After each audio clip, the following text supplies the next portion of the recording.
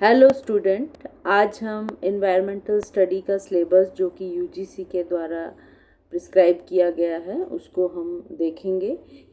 Environmental study जो है जिसको ईवीएस आप बोलते हैं वो एक कंपलसरी पेपर रहता है सभी यूजी स्टूडेंट के लिए, चाहे वो बीकॉम के हों, बीएससी हो या बीए फर्स्ट ईयर के हों। ठीक है, तो फर्स्ट ईयर के जितने भी स्टूडेंट हैं जिस भी स्ट्रीम के अंदर हैं जिनको हम यूजी स्टूडेंट बोल रहे हैं उनके लिए ये पेपर जो है वो कंपलसरी होता है और इसको पास आउट करना भी ज़रूरी होता है। ठीक है, तो इसका सिलेबस जो है सभी के लिए कॉमन है, जिसमें डिफरेंट यूनिट्स के अंदर उस सिलेबस को जो है वो डिवाइड किया गया है।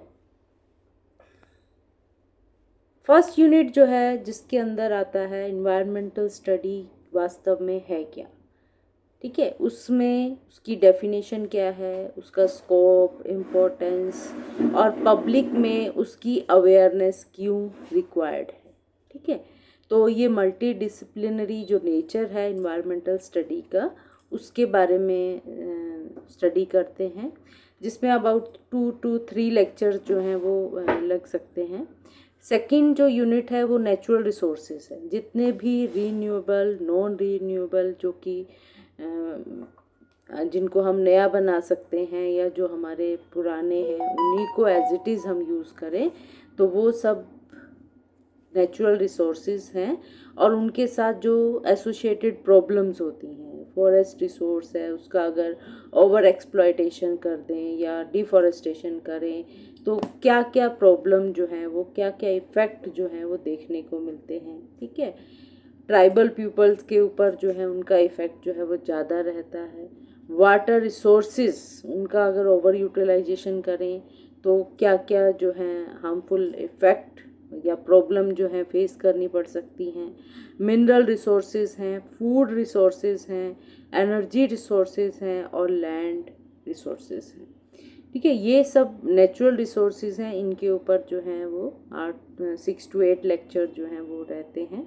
रोल ऑफ इंडिविजुअल, अब इन जितने भी नेचुरल रिसोर्सेज हैं जिनका ओवर एक्सप्लॉयटेशन हो रहा है जिसके कारण हमें प्रॉब्लम फेस करनी पड़ रही है, तो उनको कंजर्वेशन की जो है वो रिक्वायरमेंट है, तो उसमें इंडिविजुअल का हमारा क्या रोल रहेगा। ठीक है, और फिर सस्टेनेबल लाइफस्टाइल के लिए इन रिसोर्सेज को कैसे यूज़ करें, इक्विटेबल यूज़ करें ताकि ये हमारी आज की जनरेशन और आने वाली जनरेशन को इक्वली डिस्ट्रीब्यूट हो सके।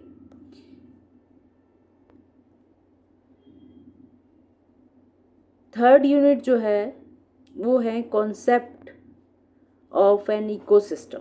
इकोसिस्टम क्या है, उसका स्ट्रक्चर क्या है, उसका फंक्शन क्या है और उसके अंदर जो प्रोड्यूसर हैं, जो फूड प्रिपेयर कर रहे हैं, कंज्यूमर हैं, डीकम्पोज़र हैं, वो क्या होते हैं, एनर्जी कैसे फ़्लो करती है सिस्टम के अंदर from producer to higher level में, इकोलॉजिकल सक्सेशन कैसे है कि कैसे जो है एक जो बेयर लैंड है वो एक फॉरेस्ट में कन्वर्ट हो जाता है या ये फॉरेस्ट जो है वो एक बेयर लैंड में या एक एक्वेटिक लैंड के अंदर ट्रांसफ़र हो जाता है। तो सक्सेशन क्या क्या देखने को मिलती है। फूड चेन है, फूड वेब है, इकोलॉजिकल पिरामिड्स हैं।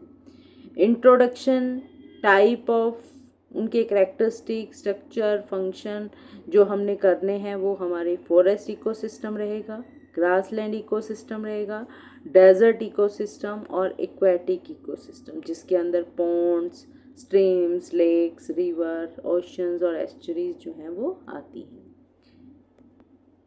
फोर्थ जो यूनिट है diversity and its conservation. Biodiversity भी बहुत इम्पोर्टेंट है, उसका भी ओवर एक्सप्लॉयटेशन हो रहा है जिसके कारण उसको भी कंजर्वेशन की रिक्वायरमेंट जो है वो, तो इसकी डेफिनेशन क्या होती हैं, क्या है जेनेटिक स्पीसीज, क्या है इकोसिस्टम डाइवर्सिटी, इसके बारे में हम देखेंगे। जो बायोजियोग्राफिकल क्लासिफिकेशन, इंडिया के एरिया को कैसे जो है वो क्लासीफाई किया गया है, बायोडाइवर्सिटी की वैल्यू क्या है, कंजम्पटिव यूज़ हैं, प्रोडक्टिव यूज़ हैं, सोशल हैं, इथिकल हैं, एस्थेटिक हैं, अदर वैल्यूज़ जो हैं उनके बारे में हम स्टडी करेंगे। बायोडाइवर्सिटी एट ग्लोबल, नेशनल और लोकल लेवल पर क्या है, इंडिया को हम मेगा डाइवर्सिटी नेशन क्यों बोलते हैं, हॉटस्पॉट जो बायोडाइवर्सिटी के हैं वो कौन कौन से हैं, बायोडाइवर्सिटी को क्या थ्रेट जो है फेस करने को हो रही है, जैसे हैबिटेट लॉस हो रहा है, पॉचिंग ऑफ वाइल्ड लाइफ हो रहा है, मैन वाइल्ड लाइफ कन्फ्लिक्ट हो रहे हैं, ठीक है। उसके बाद इंडेंजर और इंडेमिक स्पीसीज कौन कौन सी हैं, कंजर्वेशन ऑफ जो बायोडाइवर्सिटी है उसको इन सीटू और एक्स सीटू कंजर्वेशन में जो है वो एक्सप्लेन करेंगे। नेक्स्ट जो है इन्वायरमेंटल पॉल्यूशन। इन्वायरमेंटल पॉल्यूशन जो है उसके जितने भी पॉल्यूशन हो रहे हैं, चाहे वो एयर पॉल्यूशन है, वाटर पॉल्यूशन है, सॉइल पॉल्यूशन है, marine noise, thermal pollution, nuclear hazard, इनके क्या क्या कॉजेज़ हैं, क्या इफ़ेक्ट हैं और कैसे इनको कंट्रोल किया जा सकता है। सॉलिड वेस्ट मैनेजमेंट, ये आज के टाइम की जो सबसे बड़ी प्रॉब्लम है कि सॉलिड वेस्ट जो है लगातार बढ़ता चला जा रहा है, उसके क्या कारण हैं, उनके क्या इफ़ेक्ट हम देख रहे हैं और उनको कैसे कंट्रोल किया जा सकता है, ये ज़्यादातर जो अर्बन है, इंडस्ट्रियल एरिया है, वहाँ पर देखने को मिलता है। रोल ऑफ इंडिविजुअल, पर्सन का जो है वो पोल्यूशन को कैसे प्रिवेंट कर सकते हैं, पॉल्यूशन के स्टडी हम देखेंगे। डिज़ास्टर मैनेजमेंट, फ्लड है, अर्थक्वेक है, साइक्लोन है, लैंडस्लाइड है, जब इस तरह के डिज़ास्टर फेस करने पड़ते हैं तो उनको कैसे मैनेज किया जाता है। सोशल इशू,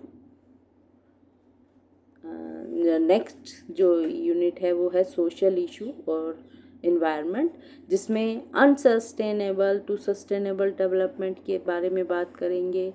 अर्बन प्रॉब्लम जो कि एनर्जी से रिलेटेड है, वाटर कंजर्वेशन के बारे में, resettlement and rehabilitation of people जहाँ पर कोई डिज़ास्टर है, इन्वायरमेंटल इथिक्स क्या कहते हैं, क्लाइमेट चेंज क्या आप देख रहे हैं, ग्लोबल वार्मिंग है, एसिड रेन है, ये इसमें बहुत छोटे छोटे क्वेश्चन जो हैं वो बनकर आते हैं एग्ज़ाम में। वेस्टलैंड रिक्लेमेशन है, ये इन्वायरमेंटल प्रोटेक्शन एक्ट है, चाहे वो एयर एक्ट है, वाटर एक्ट है, वाइल्ड लाइफ एक्ट है, फॉरेस्ट एक्ट है, ये डिफरेंट एक्ट हैं जो कि कंजर्वेशन ऑफ एयर को, वाटर को कैसे उनको प्रोटेक्शन दें और पब्लिक अवेयरनेस, इनके बारे में जो है वो स्टडी करेंगे। उसके बाद नेक्स्ट जो है वो 7th जो यूनिट है आपकी human population and the environment, जो कि पॉपुलेशन ग्रोथ जो हो रहा है डिफरेंट नेशन के अंदर क्या वेरिएशन देखने को मिल रही हैं, population explosion, family welfare programme जो है वो उसको कंट्रोल करने के लिए चलाए जा रहे हैं। एनवायरनमेंट है, ह्यूमन हेल्थ है, ह्यूमन राइट हैं, वैल्यू एजुकेशन है, HIV एड्स, वीमेन और चाइल्ड वेलफेयर, इस तरह के डिफरेंट प्रोग्राम जो हैं जो गवर्नमेंट ऑफ इंडिया के द्वारा स्टार्ट किए गए हैं उनके बारे में हम देखेंगे, क्योंकि ये भी कहीं ना कहीं हमारे इन्वायरमेंट को अफेक्ट करते हैं।